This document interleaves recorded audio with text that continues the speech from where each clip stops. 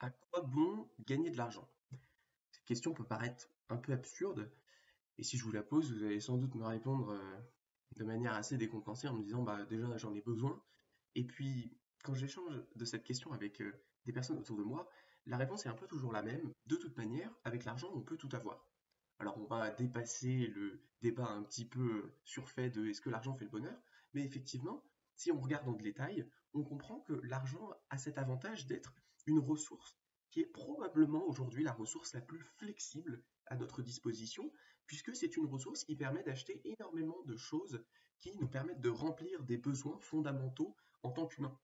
C'est-à-dire que effectivement, si demain j'ai de l'argent, je sais que je vais pouvoir échanger une partie de cet argent contre le confort d'une maison. Je sais que je vais pouvoir échanger une partie de cet argent contre le plaisir de pouvoir avoir des loisirs, de pouvoir assister à des événements qui m'intéressent. Je sais que cet argent, il va pouvoir m'accorder une forme de sécurité, que ce soit une sécurité matérielle, en me protégeant, en habitant dans des zones que je considère plutôt safe, ou une sécurité aussi psychologique en me disant bon bah, voilà, j'ai pas besoin de m'inquiéter pour demain. Et effectivement, c'est pas cet élément que je vais remettre en cause. Ce que j'aimerais remettre en cause aujourd'hui, c'est l'idée que l'argent est effectivement une ressource extrêmement flexible qui permet de répondre à quasiment la totalité de vos besoins, mais l'argent est une ressource qui, dans de nombreux cas, est largement inefficiente.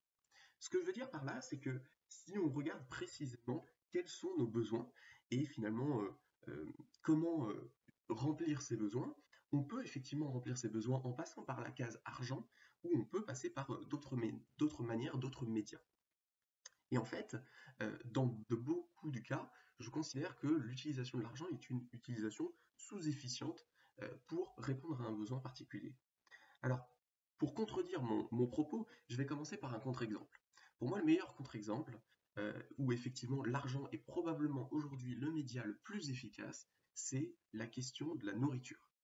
Aujourd'hui, euh, se nourrir en France, en 2025, euh, c'est pas dit que ça restera comme ça dans les années à venir, et c'est probablement pas comme ça dans d'autres régions du monde, mais se nourrir en France en 2025, passer par le média de l'argent est un média extrêmement efficient.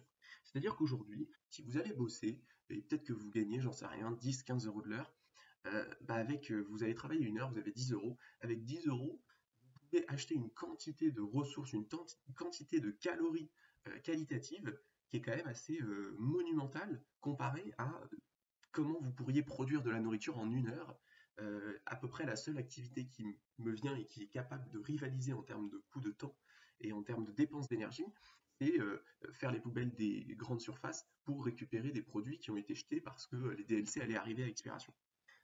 C'est à peu près la seule manière que je vois de récupérer de la nourriture en dépensant moins de temps. Mais je trouve que la nourriture, c'est vraiment un des éléments qui est assez qui n'est pas représentatif d'à quel point l'argent est efficace. Si on prend un autre exemple, on prend la question du divertissement, on prend la question du plaisir, la question du confort.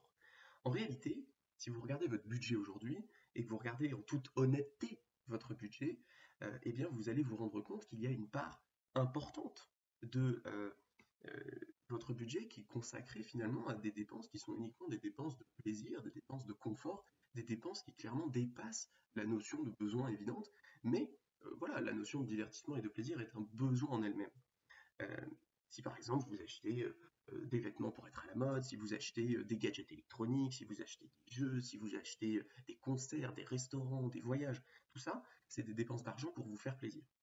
Et quand vous regardez ensuite le plaisir, c'est-à-dire le bonheur que vous retirez de ces expériences, le bonheur que vous retirez de ces objets, et que vous le mettez en comparaison avec le travail qu'il vous a fallu produire pour obtenir l'argent pour acheter ces expériences et ces objets, bien souvent, vous pourriez être déçu. Bien souvent, vous pouvez être déçu en sortant d'un restaurant dans lequel vous avez passé 2 heures et que vous avez payé 50 balles pour finalement vous dire ouais franchement c'était pas ouf. Sauf que vous avez travaillé 5 heures, vous avez travaillé quasiment une journée entière pour ce moment-là que vous avez potentiellement gâché. C'est la même chose quand vous partez en vacances, c'est la même chose, et c'est même encore plus criant quand vous achetez effectivement des gadgets électroniques influencés plus ou moins inconsciemment par le marketing et la publicité, et vous allez dépenser plusieurs centaines, parfois milliers d'euros d'un coup pour avoir un shot de dopamine pendant 1, 2, 3 heures, et en réalité, après, cet élément fait partie de votre quotidien, il fait partie de votre vie de tous les jours, et vous aurez beaucoup de mal à en extraire un plaisir et un bonheur supplémentaire que ce que vous étiez juste avant. Donc pour moi, le plaisir, c'est un des exemples, effectivement, où, certes, l'argent est un outil pour répondre à ce besoin, mais c'est un outil qui est très peu efficace. En réalité, faire du sport, en réalité, euh, travailler un petit peu sur, j'ai envie de dire, une forme de spiritualité, que ce soit en méditant, que ce soit en raisonnant, que ce soit en faisant de la philosophie, que ce soit en pratiquant une religion, si on est croyant, je pense que ça apporte beaucoup plus de bien-être, beaucoup plus de plaisir, et que c'est beaucoup plus efficace pour finalement être heureux que de throw money at the problem, c'est-à-dire de jeter de l'argent au problème.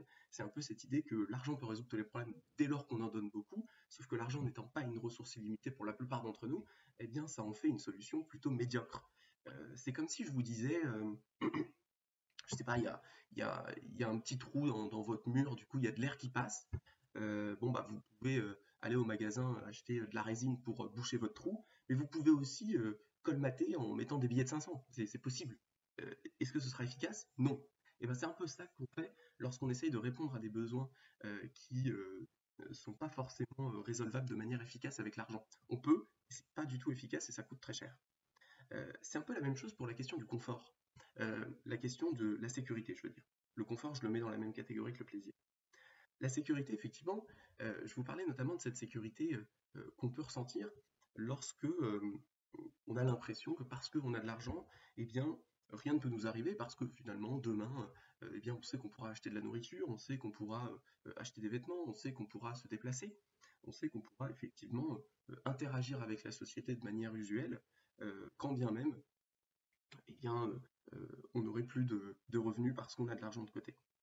Euh, Cette vision-là, déjà, c'est une vision qui est vraiment faussée des choses, parce que c'est une vision qui part du principe que demain, les gens accepteront toujours notre argent pour les services qu'ils nous rendent, ce qui n'est pas du tout garanti. Et d'autre part, euh, les prix de ces services-là, encore une fois, peuvent dépendre de facteurs macroéconomiques qui ne dépendent absolument pas de nous. Donc en réalité, notre dépendance au système, elle est bien plus importante quand on se base uniquement sur l'argent que si, bah, effectivement, pour se déplacer, on prend l'habitude et on s'organise de manière à se déplacer, je sais pas, à vélo et qu'on apprend à réparer son vélo. Dans ce cas-là, notre indépendance et notre sécurité vis-à-vis du déplacement, elle est bien plus importante. Et c'est la même chose, effectivement, quand on parle de sécurité vis-à-vis de qu'est-ce que je vais manger demain. Si on développe un réseau qui nous permet d'obtenir de la nourriture autrement qu'en marchandant dans un système capitaliste et en ayant recours à l'argent, on sait que, par exemple, je ne sais pas, on a des arbres fruitiers chez nous et puis on connaît quelqu'un qui produit d'autres formes de nourriture et on est capable d'échanger avec cette personne. Le niveau de sécurité qu'on va retirer de cette connexion à une communauté, il est bien plus important que le niveau de sécurité perçu lorsqu'on a juste beaucoup d'argent sur son compte en banque. Donc, c'est ça finalement que je trouve intéressant, c'est que l'argent est considéré comme une ressource universelle parce qu'elle est très flexible, mais on oublie à quel point elle est illusoire. Je trouve que le plus grand mensonge, c'est cette notion d'indépendance. On en parle beaucoup dans les milieux qui épargnent beaucoup. Il y a cette notion de FIRE, c'est-à-dire Financial Independence, Retire Early, et en fait on parle d'indépendance financière, comme si l'argent permettait une forme d'indépendance, comme si j'avais de l'argent, je n'avais plus besoin des autres, puisque finalement l'argent peut tout. Sauf que c'est quand même se mettre le doigt dans l'œil de manière assez inconsidérée que de croire ça. Il faut bien comprendre que l'argent, ça ne vaut rien sans les autres. Par définition, dépendre de l'argent pour ses besoins, pour sa sécurité, pour son confort, pour son plaisir, c'est être dépendant d'une manière totale du système qui nous entoure. Et en soi, ce n'est pas un problème. Ce qui est problématique, c'est de croire de manière illusoire qu'on peut s'extraire de ce système et qu'on est indépendant, qu'on fonctionne de manière autonome. Absolument pas. Celui qui dépend de l'argent pour ses besoins est tout sauf autonome, il est profondément dépendant des gens qui l'entourent, et malheureusement, il peut avoir cette illusion et cette impression qu'il ne l'est pas, et c'est une illusion qui pour le coup est dangereuse, parce qu'il peut avoir tendance à se mettre à l'écart de la société en se disant qu'il n'a pas besoin de cette dernière, parce que si demain l'argent ne fonctionne plus comme il fonctionne aujourd'hui, il se rendra compte qu'il n'a aucun moyen générer du bien-être par soi-même, qu'il n'a aucun moyen de générer du confort par les activités qu'il fait, qu'il n'a aucun moyen d'être en sécurité autrement qu'en échangeant des billets, que si les personnes n'en veulent pas, bah, finalement vous êtes coincé. Donc c'est assez important, je trouve, de raisonner en termes de besoins.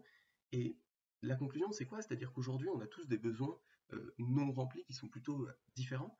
L'idée, c'est d'être capable de les diagnostiquer, de mettre le doigt dessus, de les qualifier de manière précise. Et une fois qu'on les a qualifiés, de se dire, OK, aujourd'hui, j'aimerais être plus libre. OK, comment est-ce que je peux faire pour être plus libre? Est-ce que avoir dépensé de l'argent pour atteindre cette liberté, c'est ce qui est le plus pertinent? Est-ce qu'il n'y a pas d'autres chemins moins conventionnels qui me permettraient de remplir ce sentiment de liberté sans passer par la case argent? Et qui plus est-ce qu'il n'existerait pas des chemins qui bypassent cette case argent et qui, par définition, sont plus efficients? Parce qu'encore une fois, si on prend l'exemple de la nourriture, pour moi, aujourd'hui, il n'y a quasiment aucun chemin qui est plus efficace que l'argent pour se nourrir. Et donc, j'ai aucun problème à me dire que je vais aller travailler et utiliser le système dans lequel je vis pour me nourrir parce qu'aujourd'hui, c'est tellement efficace que ça fait sens. Mais pour plein d'autres éléments, ça ne fait pas sens. Alors, je vous laisse y réfléchir et à me dire en commentaire ce que vous pensez de ce raisonnement. Ciao pour la prochaine!